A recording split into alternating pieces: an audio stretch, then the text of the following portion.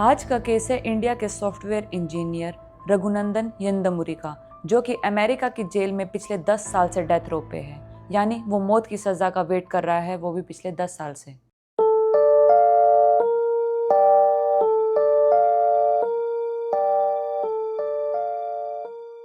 कौन है रघुनंदन और उसने ऐसा क्या किया कि उसे मौत की सजा मिली? चलिए बताती हूँ। मैं हूँ ऋतु और आप देख रहे हैं ट्विस्टेड टेल्स बाय ऋतु राठी। इस केस की शुरुआत होती है चेंचुलता और उसके पति वेंकटा कोंडा की, जो कि 2007 में यूएसए में आए थे और वो दोनों एज अ सॉफ्टवेयर इंजीनियर की जॉब कर रहे थे पेंसिल्वेनिया में। जनवरी 2012 में इनके घर एक बेटी का जन्म हुआ, जिसका नाम रखा उन्होंने सानवी। सानवी की माँ चेंचू ने 6 महीने की मैटरनिटी लीव ली थी, लेकिन जैसे ही उनकी छुट्टी खत्म होने लगी तो उन्होंने सोचा कि बेटी की देखरेख के लिए कोई बंदा तो चाहिए। इसीलिए उन्होंने वेंकटा की मां सत्यावंती को इंडिया से बुला लिया। तो हुआ क्या, 22 अक्टूबर 2012 को वेंकटा और चेंचू अपने ऑफिस के लिए निकले सुबह 8 बजे।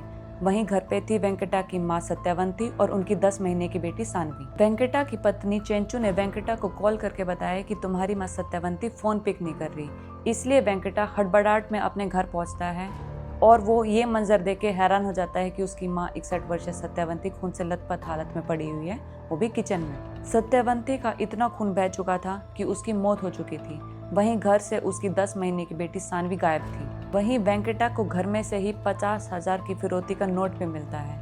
वेंकटा पुलिस को कॉल करता है और पुलिस अपनी कार्रवाई स्टार्ट करती है। सबसे पहले तो पुलिस उस रैंसम नोट को ध्यान से पढ़ती है, फिर घर वालों से पूछती है कि क्या आपको कोई आइडिया है, कोई क्लू है, किसी पे आपको शक है कि ये नोट किसने लिखा होगा। तो फैमिली वाले पुलिस को बताते हैं कि हम अपनी बेटी को लता और शिवा नाम से बुलाते हैं और ये बात सिर्फ हमारे क्लोज रिलेटिव या फिर सोसाइटी में रहने वाले नेबर्स को ही पता है, और यही नाम इस रैंसम नोट में भी है। इसके साथ ही पुलिस बिल्डिंग की सीसीटीवी फुटेज चेक करती है और उस वक्त जिस टाइम ये घटना हुई जो एरिया में एक्टिव फोन थे उनकी डिटेल्स भी निकालती है। पुलिस 2-3 दिन आसपास के एरिया में पूछताछ करती है और बिल्डिंग के लोगों से भी पूछती है कि क्या उन्होंने वेंकटा के घर में किसी बंदे को आते या जाते हुए देखा है। और इस इन्वेस्टिगेशन के दौरान सिर्फ एक ही नाम बार बार सामने आ रहा था और वो नाम था उनके पड़ोसी रघुनंदन का। 25 अक्टूबर 2012 को पुलिस ने रघुनंदन से पूछताछ करी और ये पूछताछ चली 17 घंटे। पुलिस ने रघुनंदन से पूछताछ में पूछा कि 22 अक्टूबर को दिन के समय तुम कहाँ थे?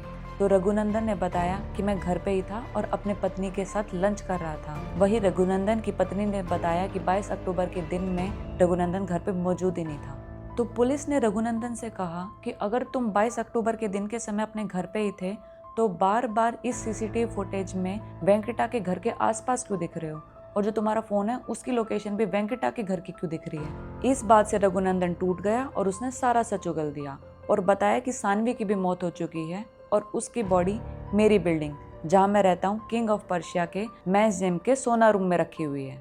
पुलिस ने 26 अक्टूबर 2012 को रघुनंदन को अरेस्ट कर लिया। मर्डर का मोटिव पूछने पर रघुनंदन ने बताया कि वो जुए में 12 से 16 लाख रुपए हार चुका है और उसके पास पैसे नहीं थे। वहीं वेंकटा और चेंचू दोनों ही नौकरी करते थे तो उनके पास पैसे थे, इसीलिए उसने सोचा कि वो उनकी बेटी सानवी को किडनैप करेगा और उनसे फिरौती की रकम मांगेगा।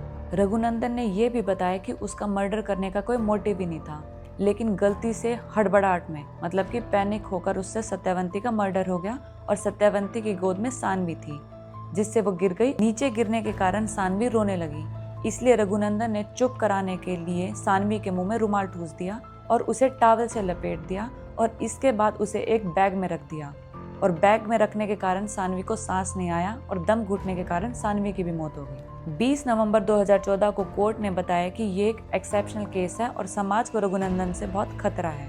रघुनंदन पर चार्जेस लगे हैं किडनैपिंग के और मर्डर के, इसीलिए उसको डेथ पेनल्टी की सजा दी गई थी। वो डेट तय की गई थी 4 साल बाद की, 23 फरवरी 2018 की, लेकिन उसे अब तक डेथ पेनल्टी इसलिए नहीं दी गई है क्योंकि पेंसिल्वेनिया स्टेट में 2015 से ही डेथ पेनल्टी पे रोक लगा दी गई थी, इसीलिए वो पिछले 11 साल से डेथ रो में है। ये केस था रघुनंदन का, कैसे एक जुए की लत ने उसे अपराधी बना दिया। अगर आपको ये केस अच्छा लगा तो इसको लाइक, शेयर और कमेंट करना ना भूलें और ऐसे और केसेस और स्टोरीज को सुनने के लिए मेरे चैनल को सब्सक्राइब जरूर करें।